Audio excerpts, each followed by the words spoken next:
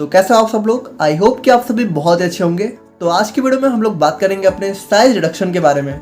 तो size reduction हमारी pharmaceutical engineering का चैप्टर नंबर 2 है और इसको हम लोग यहाँ पे 2 वीडियो में कंप्लीट कवर करेंगे, जिसमें आज की वीडियो में हम लोग बात करेंगे इसके बेसिक इंट्रोडक्शन के बारे में, इसके यहाँ पे जो भी हमारे लॉज गवर्निंग साइज रिडक्शन है, हमारा जो मैकेनिज्म है, और उसके बाद हमारे फैक्टर्स अफेक्टिंग साइज रिडक्शन के बारे में। तो आप लोग कॉपी और पेन लेके बैठ जाइए और हम लोग अपना आज का वीडियो स्टार्ट करते हैं।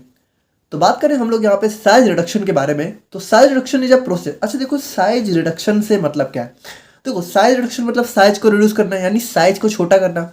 अब देखो, हम लोग उसको पढ़ कहाँ आ रहे हैं अपनी फार्मेसी के अंदर। तो हम लोग यहाँ पे किसका साइज रिड्यूस करेंगे? हम लोग यहाँ पे हमारी जो दवाएं हैं उनका साइज रिड्यूस करेंगे। तो यहाँ पे सवाल ये आता है कि हमें जो है दवाओं की साइज रिड्यूस करने की जरूरत क्यों पड़ रही है। देखो, सिंपल सी बात है। पहले अगर हम लोग डेफिनेशन को देखें तो size reduction is a process of reducing large drug substances into smaller particles. यानी इसमें हम लोग क्या करते हैं कि जो भी हमारे बहुत ही लार्ज दवाओं के पार्टिकल्स होते हैं उनको यहाँ पे स्मॉल पार्टिकल्स, देखो यहाँ पे ड्रग इसलिए लिख दिया ताकि आप लोगों को थोड़ा सा फील हो कि हम लोग यहाँ पे दवाओं के बारे में बात कर रहे हैं। देखो एक्चुअल में होता क्या है, जैसे मान लो जब हम लोग यहाँ पे अपनी दवाएं वगैरह बनाते हैं, जैसे मान लो हमें टैबलेट बनानी है या फिर मान लो हमें कुछ पाउडर डोजेज फॉर्म बनानी है, ठीक है। तो आप लोग को पता है कि जैसे जो हमारी टैबलेट है वो हमारी यहाँ पे बहुत ही स्मॉल साइज़ की होती है, और अगर पाउडर्स की बात करें तो वो यहाँ पे और भी ज़्यादा महीन पार्टिकल्स होते हैं। तो देखो, जैसे हमारा जो रॉ मटेरियल्स होता है, यानी जब हम लोग जिस चीज़ से दवा वगैरह को बनाते हैं तो रॉ मटेरियल हमारा यहाँ पे इतने छोटे साइज में तो होता नहीं है। हमारा रॉ मटेरियल क्या होता है, हमारा रॉ मटेरियल बहुत ही बड़े बड़े साइज के होते हैं। तो यहाँ पे जब हमें इस रॉ मटेरियल से अपनी दवाओं को, जैसे कि टैबलेट्स वगैरह या फिर जो भी हमारे पाउडर्स वगैरह है या फिर जो भी हमारे लिक्विड डोजेज फॉर्म होती हैं, तो उसमें जैसे सस्पेंशन वगैरह है, तो उसमें जब हम लोग सॉलिड पार्टिकल्स को मिलाते हैं तो वो बहुत ही छोटे छोटे साइज के होते हैं। तो वहाँ पे हमें क्या चाहिए, हमें चाहिए ना कि जो हमारा रॉ मटेरियल है हम लोग उसका साइज़ रिड्यूस करें, यानी इसके साइज़ को कम करके यहाँ पे छोटे छोटे साइज़ में कन्वर्ट करें, जिससे कि आसानी से हम लोग अपनी जो भी हमारी टैबलेट्स हैं, दवाएं हैं, उनको यहाँ पे बना सकें। तो एक साइज रिडक्शन हमारी बहुत ज़्यादा इंपॉर्टेंट प्रोसेस हो जाती है, जिसको हम लोग यहाँ पे जो भी हमारी फार्मास्यूटिकल्स इंडस्ट्रीज होती हैं उसके अंदर परफॉर्म किया जाता है, ठीक है, दवाओं को बनाने के लिए। अब यहाँ पे देखो, साइज रिडक्शन को हम लोग यहाँ पे कम्युनिशन या फिर पुल्वराइजेशन के नाम से भी जानते हैं। तो इन दो नाम से भी आप लोग इसको जान सकते हो। और बाकी अगर देखो हम लोग सिंपली बात करें तो जो हमारे सॉलिड सब्सटेंस होते हैं, जैसे मान लो अगर हमारा कोई सॉलिड है तो उसके केस में साइज रिडक्शन को हम लोग यहाँ पे ग्राइंडिंग या फिर कटिंग के द्वारा करते हैं। देखो, इन सब के बारे में बहुत डिटेल में बात करेंगे हम लोग। और बाकी अगर लिक्विड्स के केस में बात करें तो साइज रिडक्शन को हम लोग यहाँ पे इमल्सिफिकेशन या फिर एटमाइजेशन के थ्रू परफॉर्म करते हैं। तो यहाँ पे देखो, अगर हम लोग बात करें अपने साइज रिडक्शन के कुछ एडवांटेजेस के बारे में, यानी कि साइज रिडक्शन से हमें क्या क्या फ़ायदे देखने को मिलते हैं और या फिर हमें क्यों करना चाहिए। तो देखो, सबसे पहला एडवांटेज हमारा यहाँ पे आ जाता है कंटेंट यूनिफॉर्मिटी। देखो यहाँ पे इसको ध्यान से समझना। With smaller particle size number of particles increases, ठीक है। जैसे जैसे हम लोग, जैसे मान लो हमारा कोई बड़ा सा पार्टिकल है और हम लोग इसको जब रिड्यूस कर रहे हैं तो क्या होता है, यहाँ पे इसके नंबर ऑफ पार्टिकल्स इंक्रीज करेंगे। जैसे इसका साइज रिड्यूस किया तो यहाँ पे छोटे छोटे पार्टिकल्स में काफ़ी सारे कन्वर्ट हो जाएगा, तो नंबर ऑफ पार्टिकल्स इसके इंक्रीज करेंगे, ठीक है, सिंपल सी बात है। Now larger the number of particles better is mixing. अब देखो, जैसे मान लो कोई हम लोग बहुत ही बड़ा बड़ा सब्सटेंस ले रहे हैं, मान लो हम लोगों ने इतने बड़े बड़े कोई 2 सब्सटेंस लिए, ठीक है, और हम लोग इनको यहाँ पे आपस में मिक्स करने की कोशिश करें तो इनका मिक्स होना थोड़ा सा डिफिकल्ट है। वहीं अगर हम लोग यहाँ पे इसका साइज रिड्यूस कर दे, काफ़ी छोटे छोटे पार्टिकल्स में इसको कन्वर्ट कर दे, ठीक है, और अब अगर मान लो ये दोनों अलग अलग नेचर के हैं और हमें इन्हें मिक्स करना है तो यहाँ पे इनकी मिक्सिंग काफ़ी ईजी हो जाएगी। और यहाँ पे इसकी वजह से क्या होगा कि बेटर कंटेंट यूनिफॉर्मिटी। और देखो, जब यहाँ पे साइज इनका रिड्यूस हो जाएगा तब इनकी मिक्सिंग ईजी हो जाएगी, जिसकी वजह से देखो यहाँ पे एक यूनिफॉर्म, यानी देखो पहले क्या है कि मान लो ये हमारा कुछ अलग साइज का है, ये हमारा कुछ अलग साइज का है, लेकिन जब साइज रिड्यूस कर दिया तो सारे यहाँ पे लगभग एक यूनिफॉर्म साइज में हमें देखने को मिलने लगे। तो उसकी वजह से हमें जो है कंटेंट यूनिफॉर्मिटी देखने को मिलती है। बाकी हम लोग बात करें यूनिफॉर्म फ्लो की, तो smaller and controlled particle size promotes flow of powders, this helps in tablet compression. देखो जैसे कि हमारी इंडस्ट्रीज में कुछ प्रोसेस होती हैं, वैसे इन सबको काफ़ी डिटेल में हमें आने वाले सेमेस्टर्स में पढ़ना है, कैसे हम लोग टैबलेट वगैरह बनाते हैं। तो टैबलेट बनाने के लिए एक प्रोसेस होती है टैबलेट कंप्रेशन।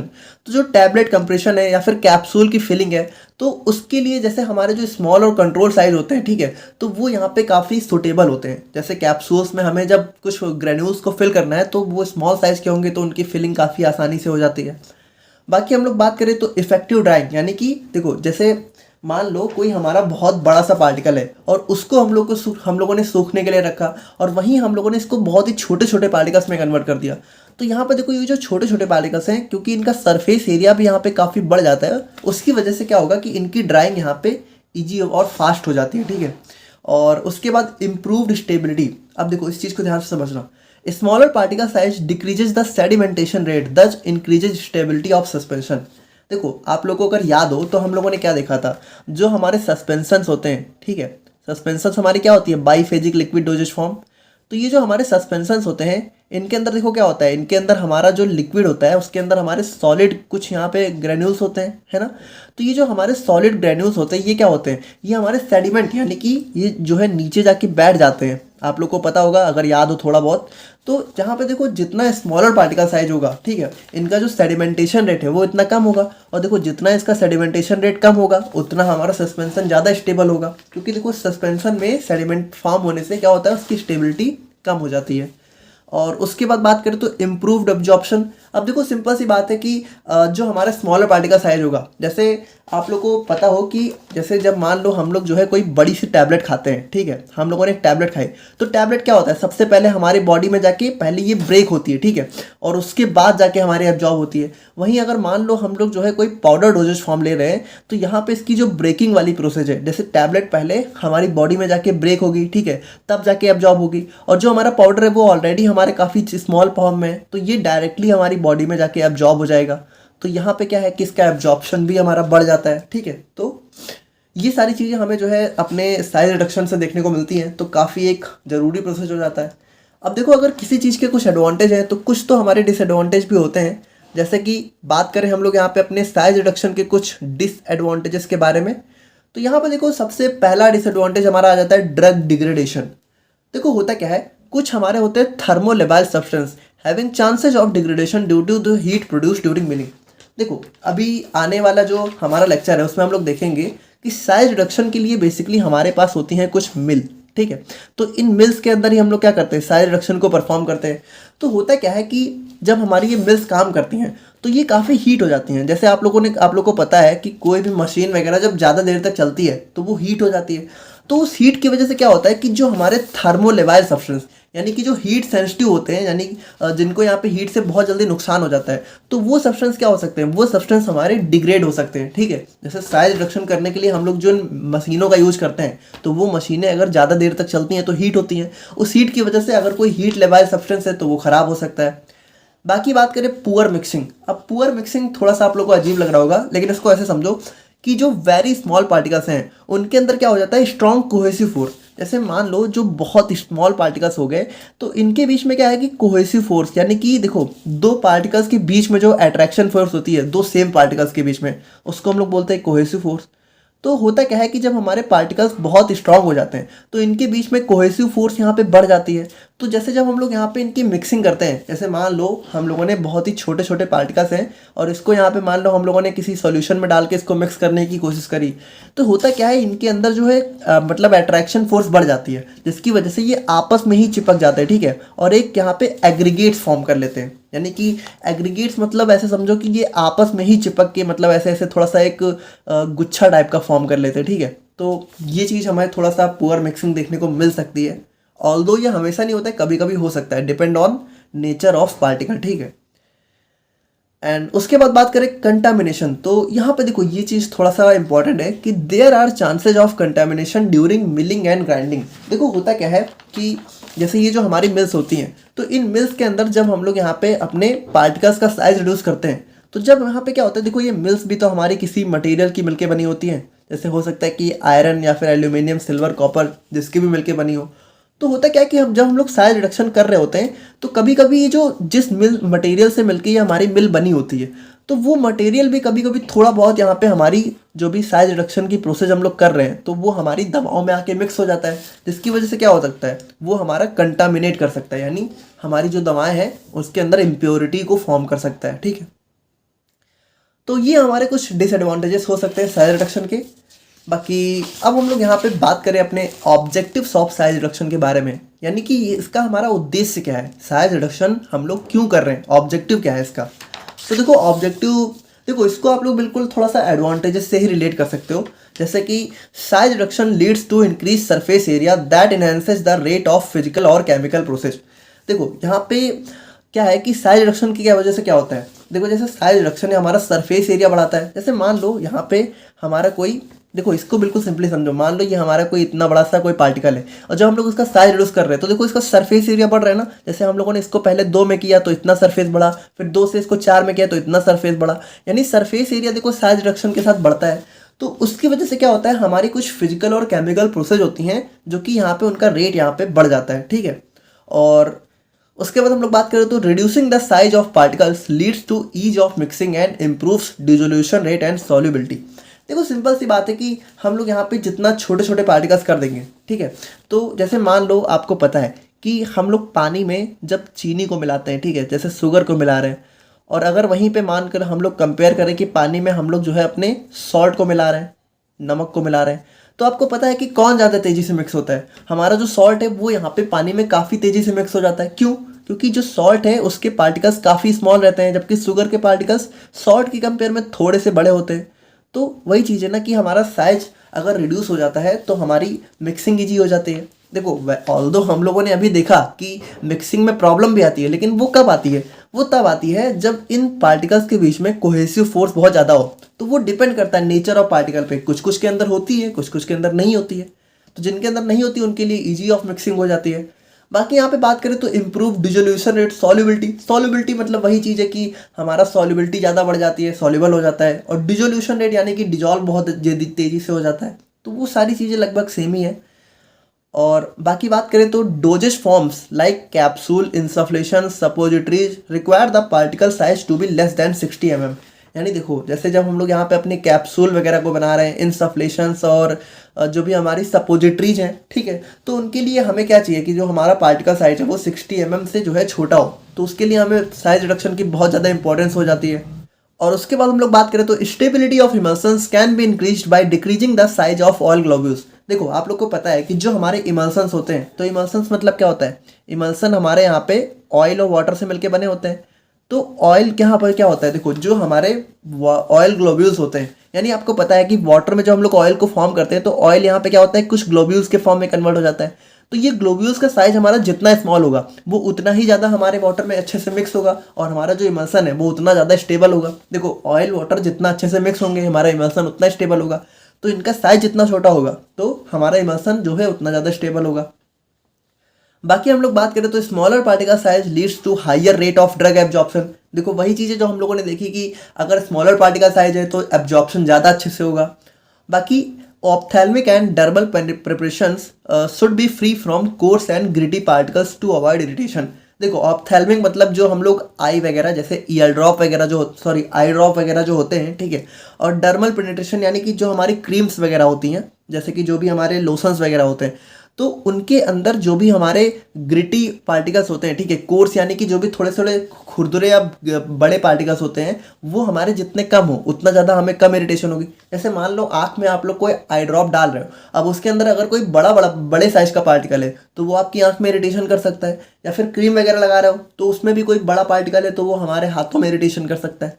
तो वही चीज़ है कि ये सारी चीज़ें इसीलिए जितना हम लोग स्मॉल साइज कर देंगे उतना अच्छा रहेगा। तो ये सारी चीज़ों के लिए हमें क्या करना पड़ेगा, साइज रिड्यूस करना पड़ेगा। तो वही चीज़ें, ये सारी चीज़ें हमारी साइज रिडक्शन के ऑब्जेक्टिव्स में आ जाती हैं। तो आई होप कि आप लोग यहाँ पे इसका बेसिक इंट्रोडक्शन तो समझ गए होंगे। अब हम लोग यहाँ पे बात करते हैं इसके मैकेनिज्म ऑफ साइज रिडक्शन के बारे में। यानी कि देखो जो साइज रिडक्शन है उसको हम लोग किस तरीके से परफॉर्म करते हैं, कैसे रिड्यूस किया जाता है। तो देखो वैसे बहुत सारे डिफरेंट मेथड्स होते हैं, जैसे कि मेनली इसमें जो हमारे 4 मोस्ट कॉमन मेथड है उसमें पहला होता है इम्पैक्ट, दूसरा होता है एट्रिशन, थर्ड होता है कंप्रेशन और फोर्थ होता है कटिंग। तो सबसे पहले हम लोग बात करते हैं इम्पैक्ट के बारे में। तो देखो इम्पैक्ट से मतलब आप लोग क्या समझ रहे हो, यानी थोड़ा सा किसी चीज़ पे जोर देना, इम्पैक्ट करना। तो in this method the material is hitted with an object moving at a high speed in order to reduce its particle size. देखो इम्पैक्ट का सिंपल सा मतलब है कि हम लोगों ने कोई बड़ा सा पार्टिकल लिया, मान लो हम लोगों को किसी कैप्सूल को पाउडर के फॉर्म में कन्वर्ट करना है, तो हम लोग क्या करेंगे, इस कैप्सूल को किसी भारी मटेरियल से इसको जो है क्या करेंगे, इसको इम्पैक्ट करेंगे। जैसे मान लो हम लोगों ने कोई हथौड़ा लिया, ठीक है, और इस कैप्सूल पे मारा तो क्या होगा, इस कैप्सूल का साइज यहाँ पे पूरी तरीके से रिड्यूस हो जाएगा। तो हम लोगों ने क्या किया, इस हथौड़े से इस कैप्सूल पे इम्पैक्ट डाला, इम्पैक्ट, वो भी हाई स्पीड में। देखो जैसे जब हथौड़ा मार रहे हैं तो मारने के लिए हम लोग क्या करते हैं, उसको बहुत तेजी से ला के मारते हैं, तो हाई स्पीड में ला के मारते हैं, वही चीज़ है। हाई स्पीड से हम लोग क्या करते हैं, हिट करते हैं, ठीक है, जिसकी वजह से उसका साइज रिड्यूस हो जाता है। जैसे एग्जाम्पल होता है इसका हमारा हैमर मिल। तो जो भी हमारी मिल्स होती हैं जिनके अंदर हम लोग साइज रिडक्शन को प्रोसेस को परफॉर्म करते हैं, उसको हम लोग नेक्स्ट वीडियो में देखेंगे, तब आप लोग समझ जाओगे, ठीक है। तो एक होती है हमारी हैमर मिल, तो उसमें हमारा जो है इम्पैक्ट का प्रिंसिपल लागू होता है। और बात करें हम लोग यहाँ पे एट्रिशन के बारे में, तो एट्रिशन, देखो एट्रिशन का सिंपल सा मतलब है, in this method the particle surfaces moves और rubbed with respect to each other and produces shear forces which reduce the. देखो इसमें होता क्या है, इसमें सिंपली क्या होता है कि जो दो पार्टिकल्स हैं, मान लो जैसे हमारी जिसका हम लोग साइज रिड्यूस कर रहे हैं, तो दो या दो से ज़्यादा पार्टिकल्स हैं, तो इनको हम लोग क्या करते हैं, ये आपस में ही लड़के, मतलब आपस में रब होके यहाँ पे इनके अंदर एक शियर फोर्स लगता है, जिसकी वजह से इनका साइज रिड्यूस हो जाता है। जैसे देखो मान लो ये हमारे दो पार्टिकल्स हैं और ये आपस में ही रब हो रहे हैं, ठीक है, आपस में ही रगड़ रहे हैं, और आपस में रगड़ने की वजह से क्या हो रहा है, इनका साइज यहाँ पे रिड्यूस हो रहा है, ठीक है। मतलब ये आपस में एक दूसरे से ही लड़के क्या हो रहा है, इनके ऊपर एक इम्पैक्ट लग रहा है, जिसकी वजह से इनका साइज रिड्यूस हो जा रहा है। या फिर मान लो जैसे ये हमारे किसी बॉक्स के अंदर है, ठीक है, और मान लो ये बॉक्स हमारा जो है किसी हार्ड सब्सटेंस का बना हुआ है, तो आप लोगों ने इसको हिलाया तो क्या हुआ, ये दोनों आपस में भी लड़े और इस बॉक्स से भी लड़े, तो वही चीज़ है कि ये सारी लड़के क्या होंगे, लड़के यहाँ पे इनका साइज थोड़ा सा रिड्यूस हो जाएगा। तो ये होता है हमारा एट्रिशन का प्रिंसिपल, ठीक है। इसका एग्जाम्पल होता है हमारे यहाँ पे फ्लूइड एनर्जी मिल। और फिर आता है हमारे यहाँ पे कंप्रेशन। तो देखो कंप्रेशन काफ़ी सिंपल सा है। In this method the material is crushed between rollers by the application of pressure mainly used for hard material. देखो इसमें क्या होता है, जैसे कि इसमें क्या होता है कि हम लोगों ने कोई बहुत ही भारी सा मतलब मटेरियल लिया, ठीक है, जैसे हम लोगों ने, देखो इसके अंदर क्या होता है, जैसे हमारे कुछ रोलर्स होते हैं, ठीक है, रोलर्स, तो इनके बीच में हम लोग क्या करते हैं, जैसे मान लो ये हमारा एक नीचे कोई सरफेस है, ठीक है, और यहाँ पे ये हमारा ड्रग पार्टिकल है, यहाँ पे हम लोगों ने इसको रखा, ठीक है, और यहाँ पे हम लोगों ने क्या किया, ऊपर से हम लोगों ने बहुत ही प्रेशर से, ठीक है, इसके ऊपर हम लोगों ने प्रेशर डाला और यहाँ पे इसको क्या किया, पूरी तरीके से क्रश कर दिया। तो यहाँ पे देखो ये होता है क्रशिंग, यानी कि कंप्रेशन, यानी कंप्रेस करना। यानी कि देखो ये हमारा, मान लो ये हमारा जो है आयरन या फिर स्टील का बहुत ही हार्ड मटेरियल होगा, ठीक है, मतलब हार्ड मटेरियल का सब्सटेंस होगा, जिससे हम लोगों ने क्या किया, हमारी दवाओं को क्रश कर दिया पूरी तरीके से। तो ये हो गया हमारा कंप्रेशन। तो इसका एग्जाम्पल होता है हमारे यहाँ पर रोलर मिल। और फिर आता है हमारा सिंपली कटिंग। तो देखो कटिंग मतलब सिंपल है, यानी कि इसमें हम लोग क्या करते हैं, इसमें हम लोग जो है in this method materials are cut with the help of sharp blades. जैसे इसमें क्या होता है कि हमारे जो भी मटेरियल्स है उसको हम लोग सिंपली कट कर देते हैं, ठीक है। जैसे इसका मान लो ये हमारा कोई सब्सटेंस है, इसका साइज रिड्यूस करना है, तो हम लोगों ने इसको क्या किया, स्मॉल स्मॉल पीसेज में कट कर दिया। तो इसका सिंपल सा ये कटिंग है। तो ये हमारे कुछ मैकेनिज्म होते हैं जिसके थ्रू हम लोग यहाँ पे साइज को रिड्यूस कर सकते हैं। और बात करें हम लोग यहाँ पे अपने लॉ गवर्निंग साइज रिडक्शन के बारे में, तो यहाँ पे देखो मेनली हमारे 3 लॉज होते हैं जो कि साइज रिडक्शन के लिए दिए गए हैं। जैसे इसमें सबसे पहले होता है हमारे यहाँ पे किक्स लॉ। तो बात करें हम लोग यहाँ पे अपने किक्स लॉ के बारे में, तो यहाँ पे देखो ये क्या कहता है, according to this law the energy required to reduce the size of the particles is directly proportional to the ratio of size reduction. देखो यहाँ पे ये सिंपली ये कहता है कि आप लोग जितना ज़्यादा साइज को रिड्यूस करते जाओगे, जैसे मान लो आप लोगों ने कोई सब्सटेंस लिया, अब जितना ज़्यादा इसका साइज रिड्यूस करते जाओगे उतनी ज़्यादा एनर्जी रिक्वायर होगी। देखो इसमें आप लोग कंफ्यूज मत हो, इसको एक एग्जांपल से ऐसे समझो कि मान लो आप लोगों ने कोई ऐसे बड़ी सी लकड़ी का टुकड़ा लिया, ठीक है। अब इस लकड़ी के टुकड़े को मान लो आप लोगों ने सबसे पहले 2 टुकड़ों में तोड़ा, तो देखो इसको 2 में तोड़ना आसान है, ठीक है, क्योंकि इसका साइज बड़ा है। अब मान लो इस 2 को अब फिर से 2 में तोड़ना है, तो चलो इसको भी आप लोगों ने किसी तरह तोड़ लिया, इसका भी साइज थोड़ा बहुत बड़ा था। लेकिन अब मान लो ये हमारे इतने इतने साइज के हो चुके हैं, अब अगर मान लो इनको आप लोगों को और छोटे साइज में तोड़ना है, ठीक है, इनको भी यहाँ पे इनका साइज रिड्यूस करना है, तो इनका साइज रिड्यूस करने के लिए आप लोग को और ज़्यादा एनर्जी देनी पड़ेगी, ठीक है। इसको ऐसे समझो कि मान लो पहले एनर्जी आप लोग सिर्फ एक के लिए अप्लाई कर रहे थे, और मान लो फिर 2 है तो यहाँ पे दोनों में एनर्जी लगानी पड़ेगी, फिर हमारे 4 पीसे जो है तो 4 में एनर्जी लगानी पड़ेगी। तो यहाँ पे जितना हमारा साइज रिड्यूस होगा उतनी ज़्यादा हमें एनर्जी देनी पड़ेगी। और यहाँ पे इसके लिए एक इक्वेशन होती है हमारी E is equal to KK log D1 divided by D2, ठीक है। तो यहाँ पे जहाँ पे जो हमारा KK होता है वो होता है हमारे यहाँ पे किक्स कांस्टेंट, और D1 होता है हमारे यहाँ पे इनिशियल डायमीटर, यानी कि जो सब्सटेंस आप लोगों ने लिया है तो सबसे पहले जो हमारा इनिशियल है, उसके बाद जहाँ पे जितना साइज रिड्यूस करते हैं तो जो हमारा फाइनल डायमीटर है वो हमारा D2 है, ठीक है।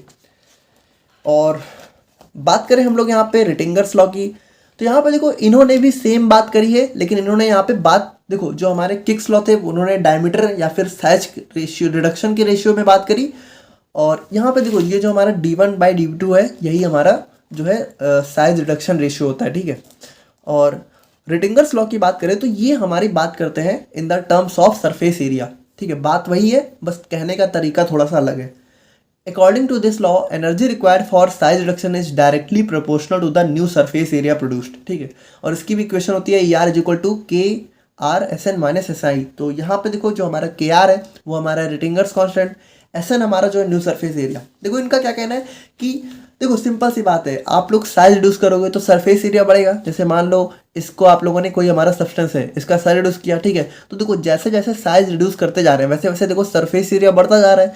तो जितना ज़्यादा सरफेस एरिया बढ़ेगा उतनी ज़्यादा एनर्जी हमें देनी पड़ेगी, यानी कि न्यू सरफेस एरिया, यानी देखो न्यू सरफेस एरिया हमारा जैसे जैसे बढ़ता जाएगा तो हमें एनर्जी भी ज़्यादा देनी पड़ेगी।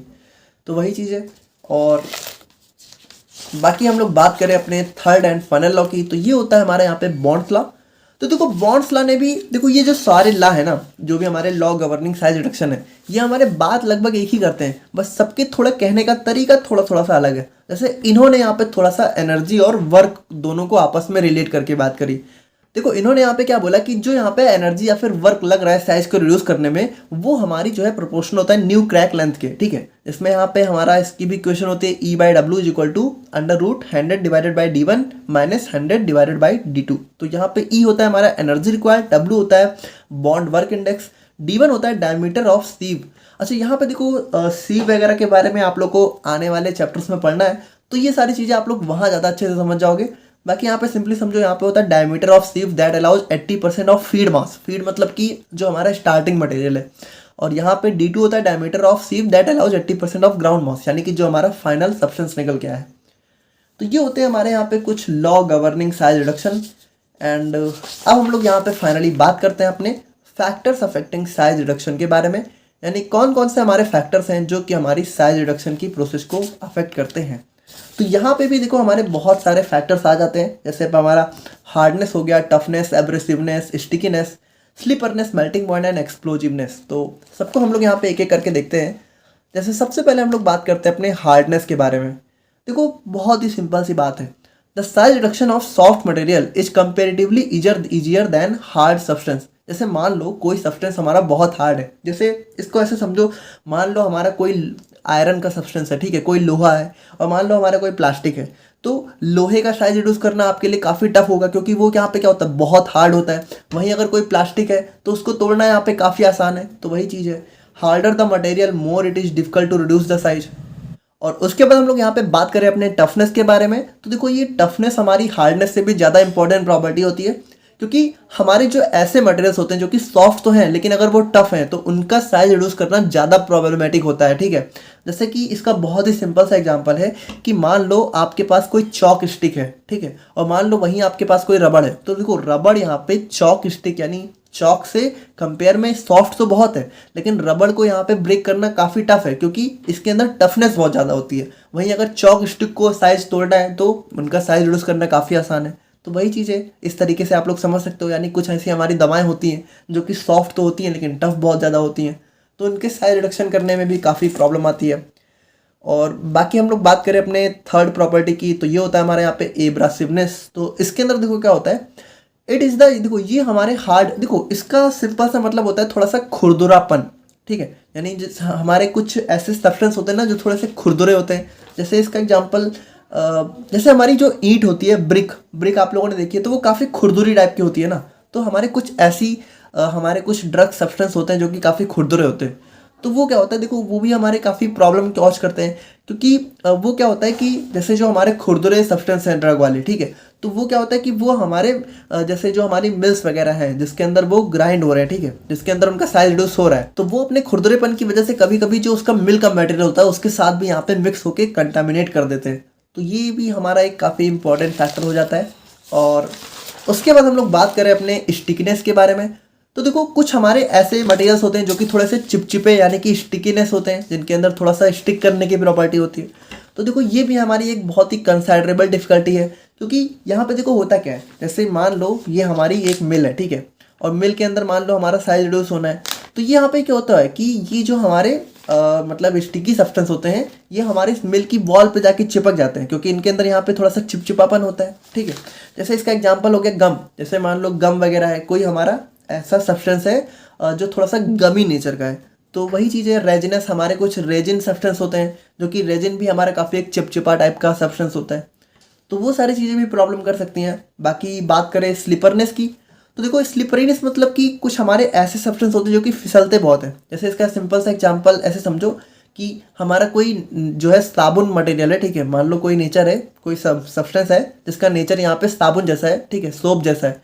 तो सोप क्या होता है, हाथ में जल्दी आता नहीं है, तो यहाँ पे देखो ये भी हमारा काफ़ी डिफिकल्टी कॉज कर सकता है, क्योंकि वो क्या होगा, वो हमारे जैसे मान लो यहाँ पे कोई साबुन जैसा मटेरियल है और आप लोग उसका साइज रिड्यूस कर रहे हो, ठीक है, तो वो क्या होगा, मान लो आप लोगों ने कुछ यहाँ पे इम्पैक्ट, ठीक है, किसी चीज़ से इम्पैक्ट डालना चाहा, तो वो यहाँ पे क्या होगा, वो यहाँ से फिसल जाएगा, यानी वो हाथ में मतलब वो आएगा ही नहीं सब्सटेंस। ठीक है, तो ये भी हमारा प्रॉब्लम कॉज कर सकता है।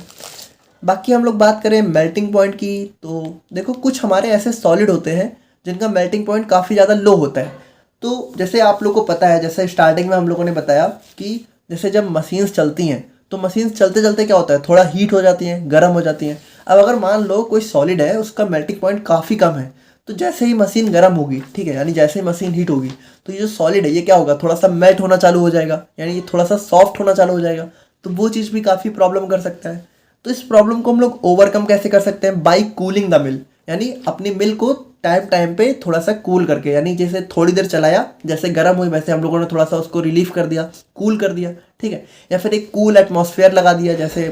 तो यहाँ पे देखो जो भी हमारी इंडस्ट्री वगैरह होती हैं, तो वहाँ पे ये कूल एटमॉस्फेयर बनाने की कोशिश भी की जाती है। ठीक है, जैसे जो भी हमारे मशीनें बहुत ज़्यादा गर्म होती हैं, या फिर जो भी हमारे ऐसे सब्सटेंस होते हैं। और उसके बाद हम लोग बात करें अपने लास्ट फैक्टर की, तो देखो कुछ ऐसे मटेरियल्स होते हैं जो कि थोड़ा सा एक्सप्लोजिव नेचर के होते हैं। एक्सप्लोजिवनेस का मतलब थोड़ा सा जैसे बम वगैरह फटते हैं ना, तो कुछ हमारे ऐसे मटेरियल्स भी होते हैं जो कि थोड़ा सा उनके अंदर एक्सप्लोजिव नेचर होता है, तो वो भी हमारे बहुत प्रॉब्लम कॉज कर सकते हैं। जब मान लो आप लोगों ने जैसे मान लो कोई एक्सप्लोजिव सब्सटेंस है, ठीक है, और मान लो आप लोगों ने उस पर क्या हुआ कि कुछ भी इम्पैक्ट वगैरह डाला, तो क्या होगा, वो यहाँ पे फट सकता है। तो ऐसे मटेरियल्स के लिए हम लोग क्या करते हैं कि थोड़ा सा या तो उसको वेट मटेरियल्स, मतलब थोड़ा सा ग्राउंड हम लोग वेट रखते हैं, या फिर हम लोग जो है थोड़ा सा इनर्ट एटमॉस्फेयर, यानी वहाँ पे हम लोग एटमॉस्फेयर को पूरी तरीके से इनर्ट रखने की कोशिश करते हैं।